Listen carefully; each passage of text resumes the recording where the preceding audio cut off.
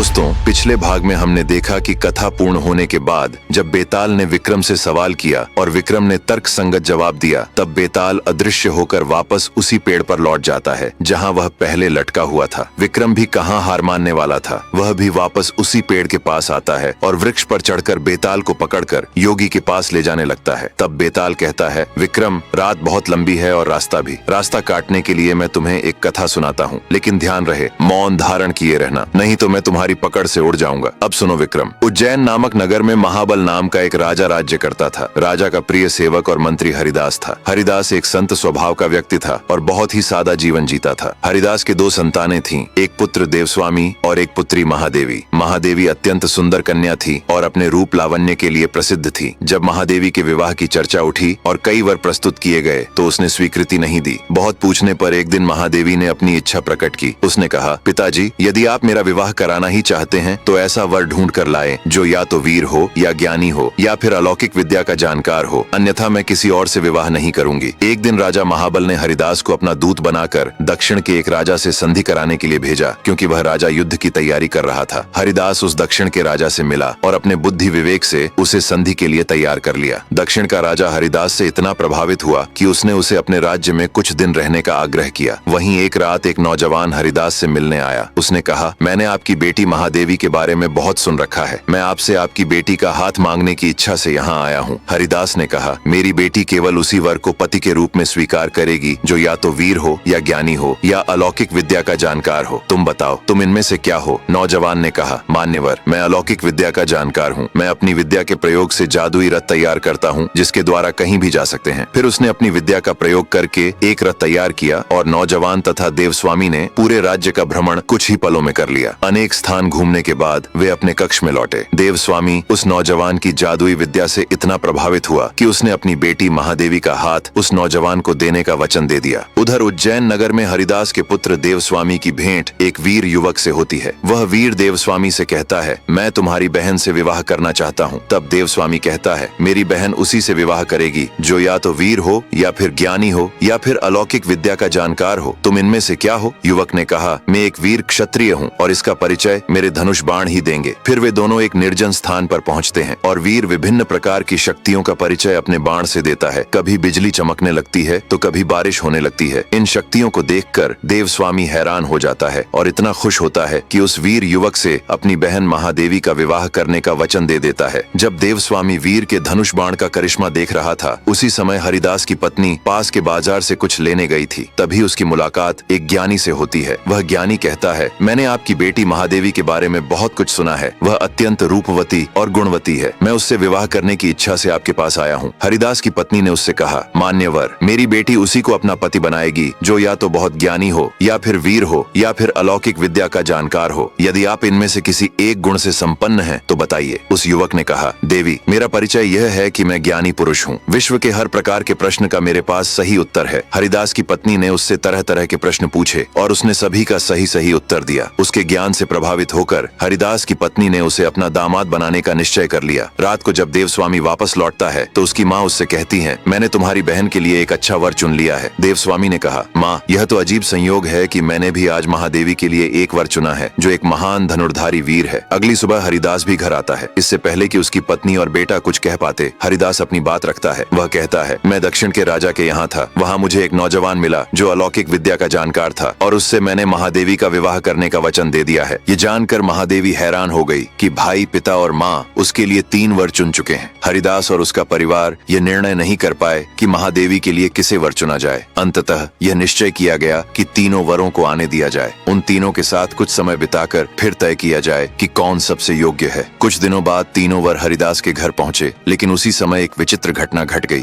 हरिदास की पत्नी रोती हुई आई और बोली, महादेवी घर में नहीं है। आज सुबह से ही वह अपने कमरे से बाहर नहीं निकली। जब बहुत देर हो गई तो मैं उसके कमरे में गई, पर महादेवी कहीं भी नहीं मिली। पूरा घर व्याकुल होकर दौड़ भाग करने लगा, पर बहुत खोजबीन करने पर भी महादेवी का कहीं पता न चला। तब ज्ञानी ने कहा, चिंता मत करो, मैं अभी ज्ञान शक्ति से पता लगाता हूँ कि महादेवी कहाँ है। उसने अपनी दिव्य शक्ति से देखा कि महादेवी को एक राक्षस उठाकर विंध्याचल पर्वत पर अपने घर ले गया है। उसके रूप पर मोहित होकर वह राक्षस महादेवी को अपनी पत्नी बनाना चाहता है। फिर ब्राह्मण ने अपनी जादुई विद्या से एक रथ तैयार किया और ज्ञानी ने राक्षस के घर का रास्ता बताया और धनुर्धारी वीर के साथ साथ रथ पर सवार होकर सब लोग राक्षस की गुफा में पहुंचे। वहां राक्षस और वीर के बीच भयंकर युद्ध हुआ। तरह तरह के अस्त्र शस्त्रों का प्रयोग हुआ। अंततः वीर ने एक दिव्य बाण से राक्षस को मार गिराया। राक्षस के मरते ही महादेवी को मुक्त कर सब लोग घर लौट आए। लेकिन घर पहुंचते ही ज्ञानी ब्राह्मण और वीर के बीच विवाद शुरू हो गया कि महादेवी किसकी योग्य है। ज्ञानी बोला, यदि मैं यह न बता पाता कि राक्षस महादेवी को कहाँ ले गया है तो महादेवी का वापस आना नामुमकिन था, इसलिए विवाह के लिए मैं ही सबसे योग्य हूँ। तब ब्राह्मण बोला, यदि मैं अपनी विद्या से आकाश गंगा में रथ न बनाता तो आप लोग क्षण भर में राक्षस के घर कैसे पहुँच पाते, इसलिए महादेवी से मेरा विवाह होना चाहिए। फिर वीर ने कहा, यदि मैंने अपनी शक्ति से उस राक्षस को न मारा होता तो आपके प्रयासों के बाद भी महादेवी कभी जीवित लौटकर घर नहीं आती, इसलिए महादेवी से विवाह का अधिकारी मैं हूँ। इतनी कहानी सुनाकर बेताल विक्रम से कहता है, बुद्धिमान विक्रम, तुम बताओ महादेवी किसे मिलनी चाहिए? यदि जानते हुए भी तुम सही उत्तर नहीं दोगे तो विश्वास करो तुम्हारे सिर के 100 टुकड़े हो जाएंगे। विक्रम ने कहा, महादेवी वीर को मिलनी चाहिए, क्योंकि वीर ने ही अपने बाहुबल से राक्षस को मार गिराया। ज्ञानी और ब्राह्मण तो केवल ईश्वर द्वारा वीर का कार्य संपन्न कराने के लिए साधन मात्र बने थे, इसलिए महादेवी वीर को ही मिलनी चाहिए। तब बेताल हंसते हुए बोला, विक्रम तुमने सही उत्तर दिया, लेकिन विक्रम तुमने बोला और मैं चला। इतना कहकर बेताल फिर से उड़कर श्मशान में चला जाता है। तो दोस्तों चलिए देखते हैं अगले भाग में विक्रम और बेताल के बीच क्या घटित होता है। देखते रहिए विक्रम और बेताल।